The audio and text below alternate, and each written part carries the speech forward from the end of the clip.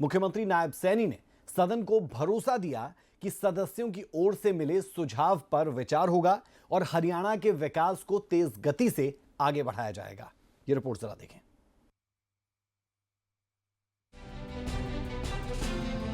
विधानसभा सत्र की समाप्ति से पहले भले अपनी अपनी राजनीति को लेकर दोनों पक्षों में जबरदस्त वार पलटवार देखने को मिल रहा हो, लेकिन सत्र के आखिरी दिन भी 3 विधेयक पास किए गए हैं। इनमें भारतीय नागरिक सुरक्षा संहिता हरियाणा संशोधन विधेयक, हरियाणा माल और सेवा कर संशोधन विधेयक 2024, हरियाणा कृषि भूमि पट्टा विधेयक 2024 शामिल है, जिसमें हरियाणा कृषि भूमि पट्टा विधेयक पर भूपेंद्र सिंह हुड्डा ने भी अपनी सहमति जताई। का बहुत बहुत धन्यवाद करता हूं कि जो किसानों की जमीनों को सुरक्षित करने का काम और मजदूरों को काम ज़्यादा मिले, हर बार उसे 1-1 साल के पट्टे पर जमीन ना लेना पड़े, इसके लिए कानून लाया गया। और जो माननीय विधायक जी ने जो चिंता जताई है, उसका इसी प्रॉब्लम की वजह से ये जो बिल लेकर आया गया है कि जब किसान अपनी भूमि पट्टे पर देता है तो उसको गिरदावरी के अंदर वो चढ़ जाती है, उसकी जमीन, उसका गिरदावरी जो चढ़ती है पट्टेदार के नाम पर, वो उसको प्रावधान को खत्म करके एक अलग से कॉलम बनाया गया है लेसी का। सिर्फ वो किराएदार के रूप में रहेगा, 1 साल के लिए दे, 2 साल के लिए दिए, 5 साल के लिए दिए, कभी भी उसकी गिरदावरी में, उसके कॉलम में उसका जो किराएदार है उसका नाम दर्ज नहीं होगा।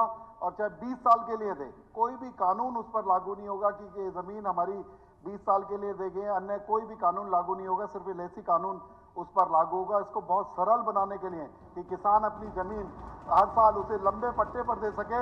एक प्रोग्रेसिव बिल लेकर आए हैं, इस बात का मैं इनका धन्यवाद करता हूँ। अच्छा है, लेकिन दोनों की इंटरेस्ट सेफ गार्ड हो, उसमें जो भी प्रिवलेंट रेट हो ठेके का मिनिमम, जैसे आप जमीन की कर देते हो कलेक्टर रेट फिक्स करते हो, इस तरह उनका कलेक्टर रेट फिक्स होना चाहिए ताकि किसी के साथ धोखा ना हो, ना किसान को ना मजदूर को। ये मिनिमम एरिया वाइज जो है, आप जैसे हमने पूरे जमीन का पूरे स्टेट का फ्लोर रेट फिक्स कर दिया था अलग अलग एरिया में, जो प्रिवलेंट रेट है उसके करो। एक कोई ऐसी कमेटी बनाओ जो इस बात को करे ताकि किसी के साथ धोखा हो। प्रोग्रेसिव स्टेप है, इस बात का मेरी कोई विरोध नहीं है, मैं इसका वो करता हूँ, होना चाहिए। इससे एक दिन पहले यानी 18 अक्टूबर को भी 7 विधेयक पास किए गए थे। इनमें हरियाणा पंचायती राज संशोधन विधेयक 2024, हरियाणा ग्राम श्यामलात भूमि संशोधन विधेयक 2024, हरियाणा नगरपालिका संशोधन विधेयक 2024, हरियाणा नगर निगम संशोधन विधेयक 2024, हरियाणा नगरीय क्षेत्र विकास तथा विनिमय संशोधन विधेयक 2024, हरियाणा सिख गुरुद्वारा प्रबंधन संशोधन विधेयक 2024, हरियाणा संविदात्मक कर्मचारी विधेयक 2024 शामिल है।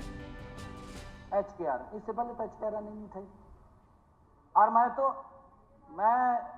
धन्यवाद करूंगा आदरणीय मनोहर लाल जी का, जिन्होंने इसके अंदर एक बड़ी ट्रांसपेरेंसी लेकर के आए। यहां तक कहा गया माननीय अध्यक्ष जी कि हम आएंगे, इस HKRN को खत्म करेंगे। अब क्या किया?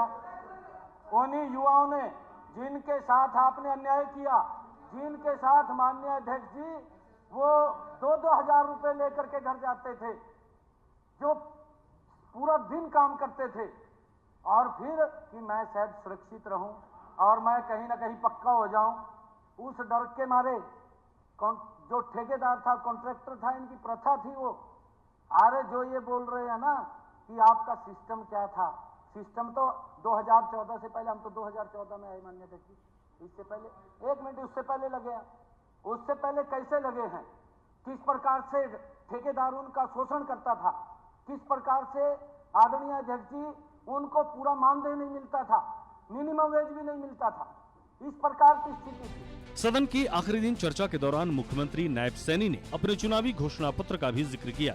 उन्होंने कहा कि सरकार जल्द ही अपने वादे को पूरा करने जा रही है और शहरों में गरीबों को 30 गज के प्लॉट दिए जाएंगे, कस्बों में 50 गज और महाग्राम में 100-100 गज के प्लॉट मिलेंगे। नायब सैनी ने कहा कि महाग्राम सरकार की योजना है, इसके तहत सूबे के बड़े गांवों को शामिल किया गया है। इन गांवों में सभी मूलभूत सुविधाएं की जाएंगी। हमारे लगभग 40 के करीब में माननीय सांसदों ने भी आपने पूरा समय दिया है, उसके लिए भी मैं धन्यवाद करता हूँ आपका।